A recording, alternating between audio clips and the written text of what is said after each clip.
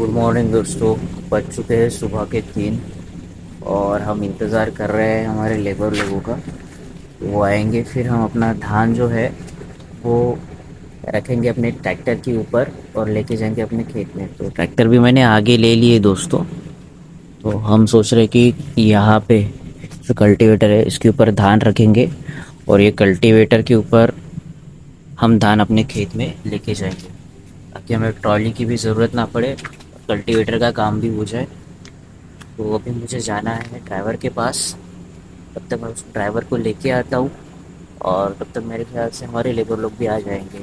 और पापा गए हैं दूसरे लेबर के पास, तो आज हमारे पास टोटल 8 लेबर है और ये काम हमें सुबह 9 बजे तक कोई भी हालत में ख़त्म करना है दोस्तों। खेत में हम फाइनली पहुँच चुके हैं और सुबह के बज रहे हैं 6 और खेत में हम डाल रहे हैं अभी धान।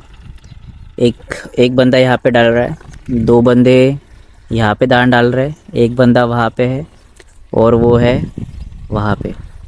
तो देखो कैसे डाल रहे धान, और धान के साथ साथ हम डाल रहे हैं खाद भी। देखो दोस्तों कितनी प्यारी सी सुबह है, एक नंबर से। देखो दोस्तों ऐसे डाले जाते हैं धान। अभी चहल पहल काफ़ी बढ़ गई है दोस्तों। आप देख सकते हैं सब लोग खेत की तरफ जा रहे हैं। जैसे पुणे मुंबई में लोग अपना बैग पकड़ के निकलते हैं अपने ऑफिस की ओर, वैसे ही यहाँ पे भी काफ़ी लोग अपना खाना, घमेले, पावड़े लेके अपने खेत की तरफ निकलते हैं दोस्तों। और आराम से और सुकून भरी ज़िंदगी जीते हैं दोस्तों। किसी का टेंशन नहीं, किचकिच नहीं, कोई सर पे बैठा हुआ नहीं होता है। आराम से अपना काम करते हैं, सुकून के 2 निवाले खाते हैं और घर की तरफ चले जाते हैं। और रात में प्यारी सी सुकून की चैन की नींद सोते हैं अच्छे से, क्योंकि दिमाग में कोई टेंशन होता ही नहीं है। होता है तो बस वो बारिश का या फिर धान उगने के बाद थोड़ा बहुत, उतना ही। लेकिन नींद जो सोते हैं ना भाई, वो सुकून की चैन की नींद सोते हैं। ऑर्गेनिक खाना खाते हैं, खुद के लिए स्पेशल ऑर्गेनिक खाद का धान अलग से उगाते हैं दोस्तों। इतनी प्यारी ज़िंदगी ये जीते हैं और एट द एज ऑफ 60-70 भी ये लोग अच्छे खासे होते हैं, हेल्दी होते हैं। ना ज़्यादा फैट तो होता ही नहीं है भाई, क्योंकि मेहनत करते हैं भाई, बैठे नहीं होते हैं ये लोग। देखो कितनी सारी चहल पहल है, अगर आप देख सक रहे हो तो है। काफ़ी लोग वहाँ पे भी ट्रैक्टर चल रही है। और दादाजी जब थे ना हमारे, तो दादाजी ना उस मंदिर में बैठा करते थे, वो वाले मंदिर में। और वो नागोबा का मंदिर है, वो दादाजी के टाइम पे ही बनाया गया था, दादाजी द्वारा ही बनाया गया था। क्योंकि उसके पीछे की स्टोरी ये है कि इस खेत में बहुत बड़ा सांप था।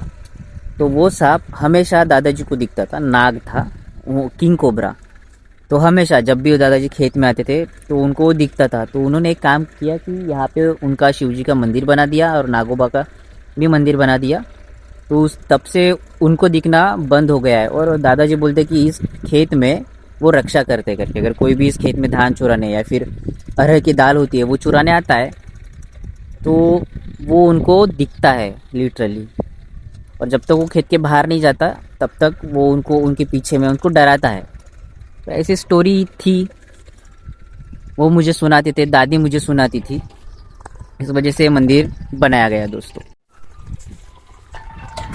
सुबह के टाइम में अक्सर खेतों में काफ़ी ज़्यादा चहल पहल होती है। अगर मैं आपको दिखा दूँ तो वो रहे लोग, और यहाँ से भी काफ़ी लोग जाते, आना जाना करते हैं। काफ़ी तादाद में पूरा ग्रुप का ग्रुप जाता है खेत में धान डालने के लिए। और हर एक चीज़ का एक ग्रुप होता है। मतलब अभी आप खेत में धान डालने जाओगे तो उसका एक अलग से ग्रुप, खेत में आप खाद डालने जाओगे तो उसका एक अलग से ग्रुप, खेत में आप धान बोने जाओगे तो उसका अलग से। हर एक चीज़ का अपना अपना एक स्पेशल सा ग्रुप होता है दोस्तों। अगर आप देखोगे तो कुछ इसी प्रकार काफ़ी तादाद में लोग अपने झुंड में, अपने ग्रुप में लोग सर पे टोपला लेके उसमें खाने का सामान और पानी और जो भी औजारें हैं खेती की, वो सारे के सारे लेके जाते हैं दोस्तों। और ये पूरे के पूरे ग्रुप में जाते हैं। अब जैसे हम पुणे मुंबई में ट्रेन के पीछे भागते हैं ऑफिस को जाने के लिए, वैसे ही ये लोग भी सुबह उठ के नहाना धोना करके खाना वाना पका के खेत में जाते हैं। अगर सच बताओ ना तो फ्यूचर की सबसे बड़ी ग्रोइंग इंडस्ट्री है ये फार्मिंग। अब यहाँ पे भी सरकार ने ध्यान देना शुरू किया है दोस्तों। हाँ, वो बात अलग है कि जो धान खुद किसान उगाता है उस धान के रेट किसान खुद डिसाइड नहीं कर पाता, और इसी वजह से कहीं ना कहीं किसान कर्जे में डूब जाता है। तो अगर किसान को सही दाम मिले और उसकी मेहनत का उसको फल मिले तो किसान जितना कमाता है उतना कोई आईटी का इंजीनियर भी नहीं कमा पाएगा दोस्त। अगर आपको एक रियलिटी बता दूं तो बारामती का फार्मर फॉर्चुनर से घूमता है और फॉर्चुनर में बैलों का, गाय का चारा लेके जाता है।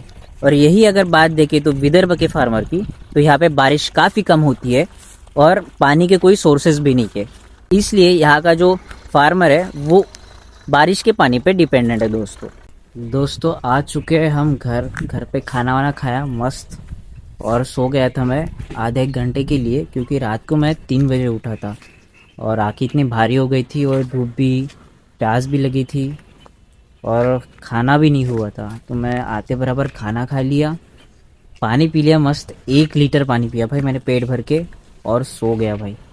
तो अभी बज चुके हैं 2 और मैं हूँ अपने तालाब पे।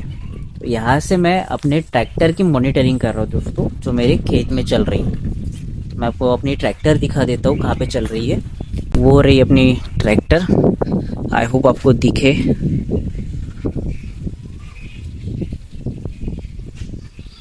काफ़ी छोटी दिख रही है, कैमरा जूम नहीं कर पा रहा है उस पर, लेकिन आंखों से मैं देख पा रहा हूँ कि वो चल रही है अभी। तो जैसे यहाँ का काम ख़त्म होता है तो दूसरे खेत में भी हमें ट्रैक्टर भेजना है दोस्तों। तो आज कोई भी हालत में घर का काम कंप्लीट कर देना है, क्योंकि हमने धान डाले हैं। अगर वो धान के ऊपर हम मिट्टी नहीं डालेंगे तो जो पंछी हैं हमारे वो खा लेंगे धान को,